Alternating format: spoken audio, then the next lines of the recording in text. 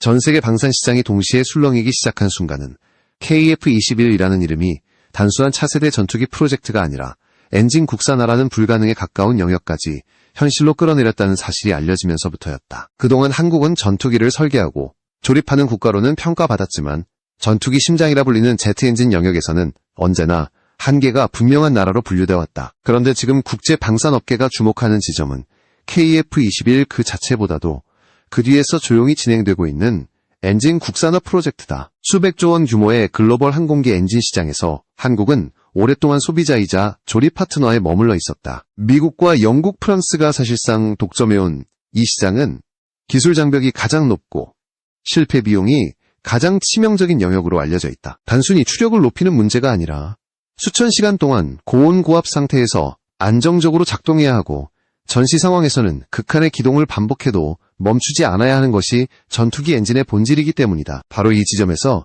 KF-21 엔진 국산화는 단순한 기술 개발이 아니라 국가 전략 그 자체로 인식되기 시작했다. KF-21이 등장하기 전까지 한국의 전투기 프로그램은 언제나 해외 엔진에 의존할 수밖에 없었다. FA-50K, F-16K, F-15K 모두 예외는 아니었다. 엔진을 수입하는 순간 수출 승인이라는 또 하나의 관문이 생기고 전시 유지 보수 문제에서도 구조적 약점이 발생한다. 한국이 아무리 전투기를 잘 만들어도 엔진이 외국 통제 아래 놓여있는 한 진정한 의미의 자주 전력이라 부르기 어려웠다. 이 때문에 KF-21 엔진 국산화는 처음부터 단순한 비용 절감이나 기술 과시가 아니라 안보 구조 자체를 바꾸는 시도로 시작됐다. 흥미로운 점은 이 프로젝트가 처음부터 대량 양산을 목표로 하지 않았다는 사실이다. KF-21에 당장 국산 엔진이 장착되는 대수는 정해져 있지 않다. 초기 양산 120대는 이미 미국산 엔진으로 확정된 상태다. 그럼에도 불구하고 한국이 막대한 예산과 시간을 들여 엔진 국산화에 도전하는 이유는 이 사업을 단일 무기 체계가 아닌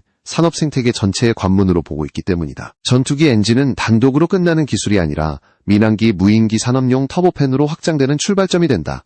이 과정에서 국제사회가 특히 주목한 사건이 하나 있었다. 영국 언론을 통해 롤스로이스와 한국이 엔진을 공동 개발한다는 보도가 먼저 터져나왔던 것이다. 이 보도는 순식간에 전 세계 방산 커뮤니티를 달궈오고 일부에서는 한국이 엔진 국산화를 포기하고 해외 기술에 의존하려는 것 아니냐는 해석까지 나왔다. 그러나 실제 취재 결과 드러난 현실은 전혀 달랐다. 공식적인 계약은 존재하지 않았고 구체적인 개발 합의 역시 없었다. 단지 기술 협력 가능성을 두고 여러 글로벌 업체들과 접촉이 있었을 뿐이었다.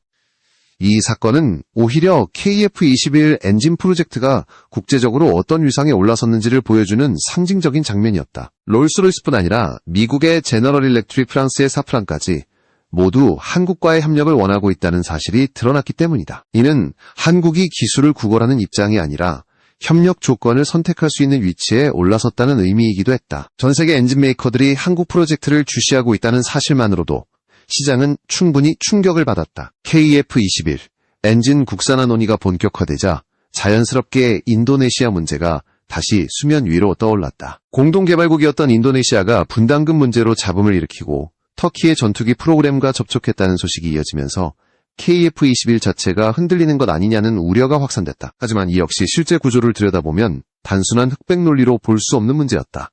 인도네시아는 단일 기종만으로 공군을 운영하는 국가가 아니며 복수 기종을 동시에 운영하는 전략을 오래전부터 계획해왔다. 중요한 것은 KF-21이 특정 국가의 선택 여부와 관계없이 이미 독자적인 기술 궤도에 올라섰다는 점이다. 엔진 국산화 프로젝트 역시 마찬가지다. 이 사업은 어느 한 국가와의 계약 성사 여부로 중단되거나 좌우될 성격의 프로젝트가 아니다. 국방과학연구소를 중심으로 국가가 주도하고 방산기업들이 역할을 나누는 구조로 설계되어 있으며 실패 가능성까지 포함해 장기적으로 관리되는 국책 사업이다. 이제 KF-21은 단순히 한국 공군의 차세대 전투기가 아니라 글로벌 방산 시장에서 새로운 질문을 던지는 존재가 됐다. 한국은 과연 엔진이라는 마지막 장벽을 넘을 수 있는가? 만약 이 도전이 성공한다면 한국은 전투기를 만드는 나라를 넘어 항공우주 산업의 핵심 축으로 이동하게 된다. 그리고 바로 이 지점에서 전 세계가 KF-21 엔진 국산화를 단순한 개발 뉴스가 아닌 전략적 사건으로 바라보고 있는 것이다. KF-21 엔진 국산화 논쟁이 본격적으로 달아오른 계기는 단 하나의 기사였다. 영국 언론이 한국과 롤스로이스가 차세대 전투기 엔진을 공동 개발한다는 내용을 먼저 보도하면서 국제방산 시장은 즉각 반응했다.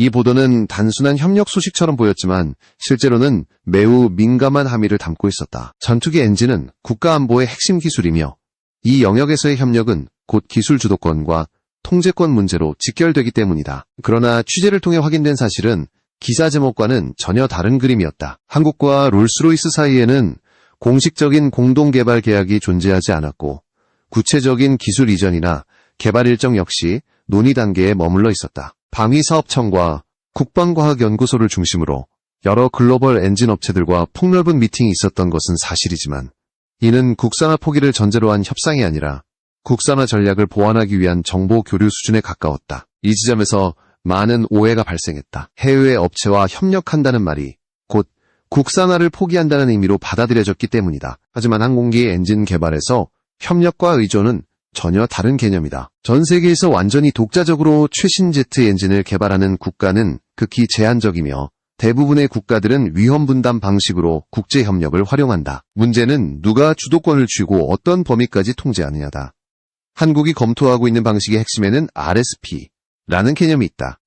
이는 단순 하청이나 라이선스 생산이 아니라 개발 비용과 위험을 분담하는 구조다. 개발 단계에서 일정 부분을 담당하면 그만큼 기술 축적과 향후 수익 배분 권한을 확보하게 된다. 실패할 경우의 위험도 공동으로 나누지만 성공했을 때의 보상 역시 함께 가져가는 방식이다. 이 구조는 엔진 기술을 단번에 확보하기 어려운 국가들이 글로벌 시장에 진입하는 거의 유일한 통로로 평가받는다. 미국의 제너럴 일렉트릭과 프랑스의 사프란 역시 이 같은 협력 모델에서 빠지지 않는 이름들이다.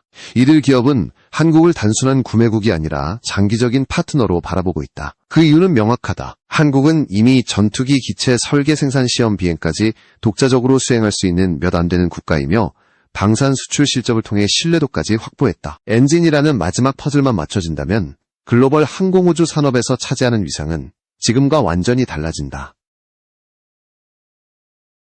일부에서는 국내 기업 간 경쟁 구도를 기업은 해외 기술을 들여오려 하고 다른 기업은 완전 독자 개발을 주장한다는 식의 이분법이다. 실제 구조는 전혀 그렇지 않다. KF-21 엔진 국산화는 처음부터 국가 주도의 국책 사업으로 설계됐다. 국방과학연구소가 기술 개발을 총괄하고 방위사업청이 사업 관리를 맡으며 국내 기업들은 각자의 강점을 살려 연구과제를 나눠 수행한다. 경쟁은 존재하지만 배제는 없다. 이는 기술 축적과 산업 생태계 확대를 동시에 노리는 구조다. 예산 문제 역시 자주 왜곡된다. 국산화를 외치면 무조건 더 많은 비용이 들어가고 실패 위험이 크다는 인식이 반복된다. 그러나 항공기 엔진 개발에서 가장 큰 비용은 실패 자체가 아니라 준비되지 않은 목표 설정이다. 어느 수준의 추력을 언제까지 달성할 것인지, 어떤 기술은 외부 협력을 통해 보완할 것인지에 대한 명확한 전략이 없다면 국산화든 협력이든 모두 실패로 끝난다. 한국이 강조하는 것은 무조건적인 독자 개발이 아니라 단계적 확보와 전략적 선택이다. FA50과 KF-21의 개발 경험은 이 논쟁에서 중요한 참고 사례가 된다. 이들 기종은 해외 기업과의 협력을 통해 개발됐지만 수출이 막힌 사례는 극히 제한적이었다. 특정 부품에 대한 제약이 문제가 된 경우는 있었지만 이는 전체 사업을 부정할 수준은 아니었다. 오히려 협력 구조를 어떻게 설계하느냐에 따라 수출 승인 가능성은 충분히 관리할 수 있다는 것이 축적된 경험을 통해 증명됐다. 결국 KF-21 엔진 국산화와 관련한 롤스로이스 해프닝은 하나의 교훈을 남겼다. 이 프로젝트는 더 이상 국내 문제만이 아니라는 사실이다. 글로벌 엔진 메이커들이 먼저 반응하고 국제 언론이 앞다투어 보도할 정도로 KF-21 엔진은 이미 세계 시장의 관심 대상이 됐다. 이제 중요한 것은 한국이 이 관심을 어떤 방향으로 활용하느냐다. 기술 주도권을 지키면서도 협력의 이점을 극대화할 수 있는 전략을 세울 수 있는가? 이 질문에 대한 답이 향후 KF-21 엔진 국산화의 성패를 가르게 될 것이다. KF-21을 둘러싼 논쟁이 기술 문제를 넘어 정치 외교 영역으로 확장된 결정적인 계기는 인도네시아였다. 공동개발 파트너였던 인도네시아가 분담금 지급을 지연하고 동시에 터키의 차세대 전투기 칸과 접촉했다는 소식이 전해지면서 한국 방산 전체가 흔들리는 것 아니냐는 불안감이 확산됐다. 표면적으로 보면 인도네시아가 KF-21을 포기하고 다른 선택지를 찾는 것처럼 보였지만 실제 구조는 훨씬 복잡했다. 인도네시아가 터키와 체결했다고 알려진 칸 전투기 계약은 발표 내용부터 이례적이었다. 구매 대수와 금액이 모두 비공개로 처리됐고 인도 일정 역시 장기간에 걸친 추정치만 제시됐다. 더 중요한 사실은 터키 정부조차 아직 자국 전투기 칸에 대해 본격적인 양산 구매 계약을 체결하지 않았다는 점이다. 시제기 단계에 머물러 있는 기종을 해외에 대규모로 수출한다는 그림 자체가 정상적인 방산 계약 구조와는 거리가 있었다. 이 때문에 인도네시아의 선택을 단순한 이탈로 해석하는 것은 무리가 있다. 인도네시아 공군은 오래전부터 복수 기종 운용 전략을 유지해왔으며 앞으로도 이를 포기할 계획이 없다. F-16을 대체할 전투기와 수호 계열을 대체할 전투기를 각각 다른 플랫폼으로 구성하는 구상이 이미 내부적으로 정리돼 있다. 이 과정에서 칸과 KF-21이 동시에 거론되는 것은 충분히 가능한 시나리오다. 국내에서는 인도네시아가 KF-21 계약을 파기하거나 이미 투자한 비용을 되돌려달라고 요구할 것이라는 소문이 반복적으로 확산됐다. 그러나 현지 언론과 관계자들을 통한 확인 결과 이러한 움직임은 실제로 존재하지 않았다. 문제의 본질은 계약 파기가 아니라 재정 여건과 일정 조정에 가까웠다. 인도네시아는 성장 잠재력이 큰 국가지만 방산 사업을 단기간에 대규모로 집행할 만큼 여유로운 재정을 가진 국가는 아니다. 여기서 중요한 점은 한국이 인도네시아를 바라보는 시각이다. 방산 수출에서 인도네시아는 까다로운 고객이지만 동시에 전략적 가치가 큰 파트너다. 첫 T-50 수출국이자 KT-1과 잠수함 사업까지 이어진 장기 협력국이며 한국 방산이 글로벌 시장에 진입하는 과정에서 중요한 역할을 해왔다. 단기적인 수익성만으로 평가할 대상이 아니라는 의미다. 방산 거래에서 제3세계 국가들의 공통된 특징은 균형 외교다. 한국과의 무기만 대량으로 도입해 특정 진영에 과도하게 기울어지는 선택을 꺼린다. 여러 국가의 장비를 혼합 운용함으로써 외교적 선택지를 넓히고 협상력을 유지하려는 전략이다. 인도네시아가 한국, 미국, 유럽, 터키 장비를 동시에 검토하는 이유도 여기에 있다. 이런 구조를 이해하지 못하면 인도네시아의 행보는 변덕이나 배신처럼 보일 수 있다. 하지만 글로벌 방산 시장에서 이는 오히려 매우 일반적인 움직임이다. 한국 역시 FA-50, F-16, F-15K, F-35K, F-21을 동시에 운용하는 국가다. 전투기 종류가 많다고 해서 운영이 불가능한 것은 아니다. 규모의 경제 측면에서는 불리할 수 있지만 전략적 유연성을 확보하는 데는 분명한 장점이 있다. KF-21 사업이 인도네시아 변수에 휘둘리지 않는 이유도 여기에 있다. 이 프로젝트는 특정 수출국의 선택에 따라 존폐가 결정되는 사업이 아니다. 이미 한국 공군 도입이 확정돼 있고 기술 개발 역시 독자적인 궤도에 올라 있다. 인도네시아는 중요한 파트너이지만 유일한 파트너는 아니다. 사업 구조 자체가 외부 변수에 대한 내성을 갖도록 설계돼 있다. 결국 인도네시아 이슈는 KF-21과 엔진 국산화가 처한 현실을 보여주는 사례다. 세계 시장에서 관심을 받는 순간 정치적 이해관계와 외교적 계산이 동시에 작동하기 시작한다. 중요한 것은 단기적인 소문에 흔들리지 않고 장기적인 전략을 유지하는 것이다. 한국이 KF-21과 엔진 국산화를 통해 보여주려는 것은 단순한 무기 수출이 아니라 신뢰할 수 있는 파트너로서의 지속성이다. 이 점을 이해할 때 인도네시아 논란의 본질도 보다 선명하게 보이기 시작한다. KF-21 엔진 국산화의 실체를 이해하기 위해서는 추상적인 구호가 아니라 구체적인 기술 단계들을 차분히 살펴볼 필요가 있다. 이 프로젝트의 핵심은 단번에 전투기용 대형 엔진을 완성하겠다는 무모한 도전이 아니라 단계별로 검증 가능한 성과를 쌓아 올리는 구조에 있다. 바로 그 출발점이 KTF-5500이다. KTF-5500은 대한민국이 처음으로 도전하는 장수명 터보팬 엔진이다. 여기서 장수명이라는 표현은 단순한 수사가 아니다. 기존에 한국이 개발해온 엔진들은 대부분 미사일이나 표적기처럼 한 번 사용하고 소모되는 단수명 엔진이었다. 사람이 탑승하지 않는 체계에서는 수천 시간 동안 안정적으로 작동할 필요가 없기 때문에 요구 조건 자체가 전혀 다르다. 그러나 유인 항공기에 들어가는 엔진은 이야기가 완전히 달라진다. 수천 시간 연속 운용은 물론이고 고온 고압 환경에서 반복적인 기동을 견뎌야 하며 단 한 번의 결함도 허용되지 않는다. KTF-5500은 바로 이 장벽을 넘기 위한 첫 번째 관문이다. 약 5,500파운드급 추력을 내는 이 엔진은 대형 전투기에 바로 들어가는 수준은 아니지만 기술적 의미는 매우 크다. 대한민국이 처음으로 사람을 태울 수 있는 항공기에 적용 가능한 장수명 터보팬 엔진을 완성 단계까지 끌어올렸다는 점에서 상징성이 크다. 이 엔진은 국방과학연구소 주도로 개발 중인 무인 편대기 로열 윙맨 계열에 최초로 탑재될 예정이다. 여기서 중요한 것은 무인기라는 플랫폼 선택이다. 무인기는 유인기보다 안전 요구 조건이 상대적으로 낮지만 단수명 엔진과는 비교할 수 없을 정도로 엄격한 기준을 적용받는다. 즉, KTF-5500은 전투기 엔진으로 가기 전 반드시 거쳐야 할 중간 단계이자 시험 무대인 셈이다. 이 과정을 통해 소재 기술, 냉각 기술, 연소 안정성, 제어 알고리즘 같은 핵심 데이터가 축적된다. KTF 5500, 다음 단계로 거론되는 것이 KTF-1이다. 추력 1만 파운드급 엔진은 보다 큰 무인기나 스텔스 무인 공격기에 적용할 수 있는 급이다. 한때 가오리형 스텔스 무인기 개념과 함께 개발이 추진됐지만 현재는 일시적으로 속도가 조절된 상태다. 그러나 이 프로젝트는 단절된 것이 아니라 KTF 5500의 성과를 바탕으로 언제든 재개할 수 있는 구조로 남아있다. 기술 개발은 직선이 아니라 축적의 문제이기 때문이다. 그리고 이 모든 과정의 정점에 놓인 것이 KTF-16000이다.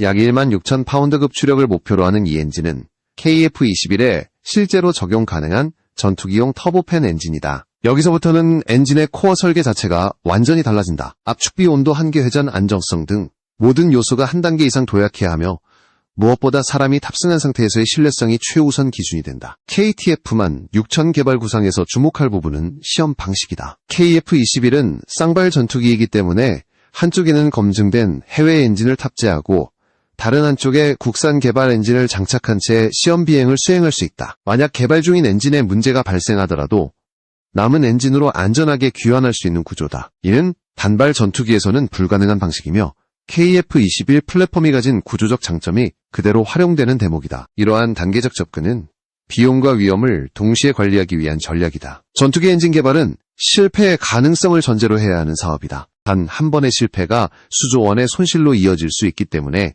기술적 도약은 반드시 검증된 단계를 밟아야 한다. 한국이 선택한 방식은 작은 성공을 반복해 큰 성공으로 확장하는 구조다.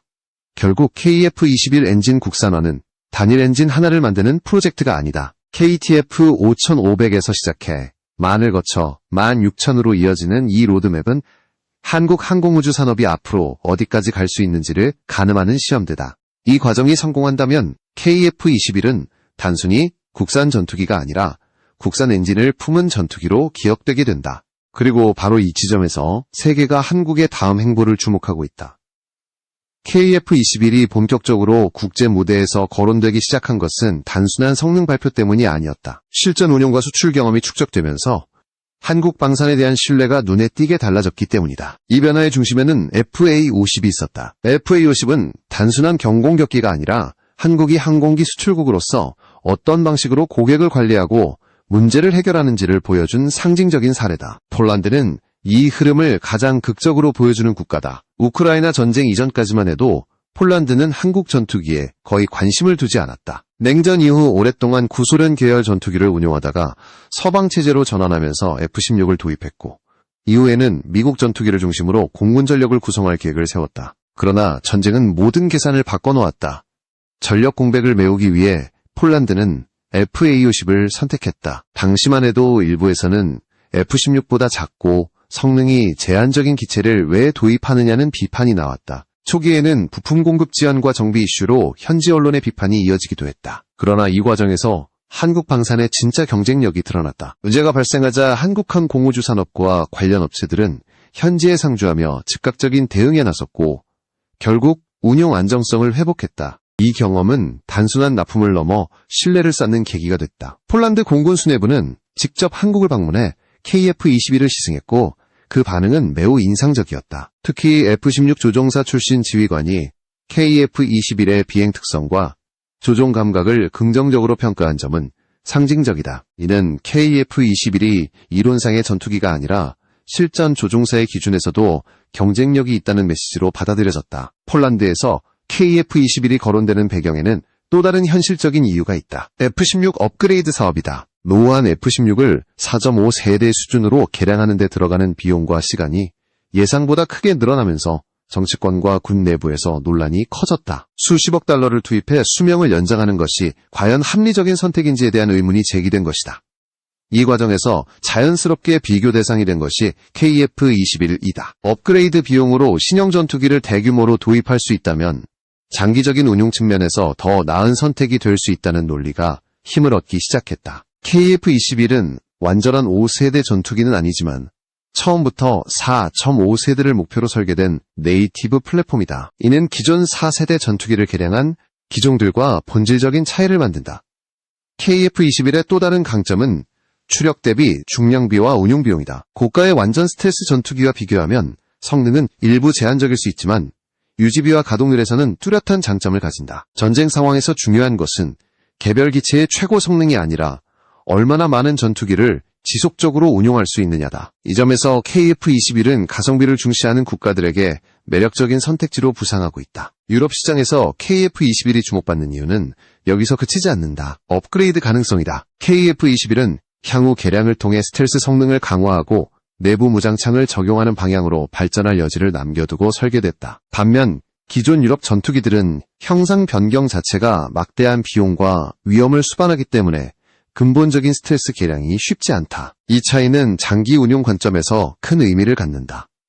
결국 KF-21과 FA-50을 통해 축적된 경험은 한국 방산의 이미지를 바꾸고 있다. 한국은 더 이상 저렴한 대안이 아니라 신뢰할 수 있는 파트너로 인식되기 시작했다. 문제 발생 시 책임지고 해결하는 구조 수출 이후에도 지속적으로 관계를 유지하는 방식은 가격 경쟁력 못지않은 무기다. 이러한 신뢰 위에서 KF-21은 유럽을 포함한 글로벌 시장에서 점점 더 현실적인 선택지로 자리 잡고 있다. KF-21의 경쟁력을 완성시키는 마지막 퍼즐은 더 이상 기체 성능이나 가격만의 문제가 아니다. 전 세계 공군이 공통으로 직면한 질문은 앞으로의 전쟁에서 무엇이 살아남는가라는 문제이며 그 답은 유인 전투기와 무인 전투체계의 결합으로 빠르게 수렴되고 있다. 바로 이 지점에서 KF-21과 무인 편대기 개념은 단순한 옵션이 아니라 필수 조건으로 부상한다. 최근 공개된 저피탐 무인 편대기 로열 윙맨은 이 흐름을 상징적으로 보여준다. 이 무인기는 단독으로 싸우는 전투기가 아니라 유인 전투기와 함께 움직이며 임무를 분담하는 것을 전제로 설계됐다. 레이더에 잘 잡히지 않은 형상과 내부 무장창 구조는 적 방공망 깊숙이 침투하거나 위험 지역에서 정찰과 기만 임무를 수행하기에 최적화돼 있다. 중요한 점은 이 무인기가 유인 전투기를 대체하는 존재가 아니라 유인 전투기의 생존성과 임무 성공률을 끌어올리는 역할을 맡는다는 사실이다. KF-21은 이러한 유무인 복합작전을 수행하기에 매우 유리한 플랫폼이다. 완전한 스텔스 전투기는 아니지만 기존 4세대 전투기보다 낮은 피탐성을 갖고 있으며 향후 개량을 통해 성능을 단계적으로 끌어올릴 수 있다. 이 정도의 생존성을 확보한 유인 전투기가 무인 편대기와 함께 작전에 투입되면 위험 지역에서 먼저 격추될 가능성이 크게 줄어든다. 이는 단순한 이론이 아니라 최근 전쟁 사례와 각국의 실험을 통해 이미 검증되고 있는 방향이다. 무인 편대기의 가치는 비용 구조에서도 드러난다. 고가의 유인 전투기를 위험 지역에 반복 투입하는 대신 상대적으로 저렴한 무인기를 먼저 투입해 적의 방공망을 탐색하고 소모시키는 방식은 전쟁의 효율성을 극적으로 바꾼다. 일부 무인기는 소모성으로 운용할 수 있으며 임무에 따라 정찰형, 공격형, 전자전형으로 나눠 활용할 수 있다. 같은 예산으로 더 많은 출격과 더 넓은 작전 범위를 확보할 수 있다는 점에서 각국이 이 개념에 주목하는 이유는 분명하다. KF-21과 무인 편대기의 결합은 수출 경쟁력 측면에서도 결정적인 의미를 갖는다. 이제 전투기를 구매하는 국가들은 단일 기체 성능만 보지 않는다. 향후 20년, 30년 동안 어떤 방식으로 전력을 확장할 수 있는지, 어떤 기술 흐름에 올라탈 수 있는지를 함께 따진다. 유무인 복합체계를 전제로 한 KF-21은 단순히 지금 쓸 전투기가 아니라 미래 전력으로 확장 가능한 플랫폼으로 인식된다. 이 구조는 엔진 국산화와도 맞물린다. 무인기부터 국산 엔진을 적용해 실전 데이터를 축적하고 이를 바탕으로 유인 전투기용 엔진으로 확장하는 전략은 위험을 분산하면서 기술 자립도를 높이는 방식이다. 장기적으로는 무인기용 엔진 수출이라는 새로운 시장도 열릴 수 있다. 세계 각국이 유사한 무인 편대기를 도입하게 되면 엔진 역시 표준화된 대량 시장으로 성장할 가능성이 있기 때문이다. 결국 KF-21 프로젝트는 하나의 전투기를 만드는 사업이 아니다. 엔진 국산화 유무인 복합체계 수출 경험 축적이라는 여러 축이 동시에 움직이는 종합 전략이다. 이 전략이 성공한다면 한국은 단순한 무기 판매국을 넘어 전력 운용 개념까지 함께 제시하는 국가로 자리 잡게 된다. 방산 시장에서 가장 강력한 경쟁력은 가격이나 성능이 아니라 신뢰와 지속성이다. KF-21이 전 세계의 주목을 받는 이유는 바로 이 긴 호흡의 전략이 현실로 구현되고 있기 때문이다. 전 세계가 주시하는 것은 단 하나다. 한국이 과연 이 흐름을 끝까지 밀고 갈 수 있는가? 엔진이라는 마지막 장벽을 넘고 유무인 복합 전력이라는 미래 전장을 선점할 수 있는가? KF-21을 둘러싼 논쟁의 끝에는 결국 이 질문이 남는다. 그리고 그 답은 이미 시험 비행과 기술 축적이라는 조용한 과정 속에서 하나씩 드러나고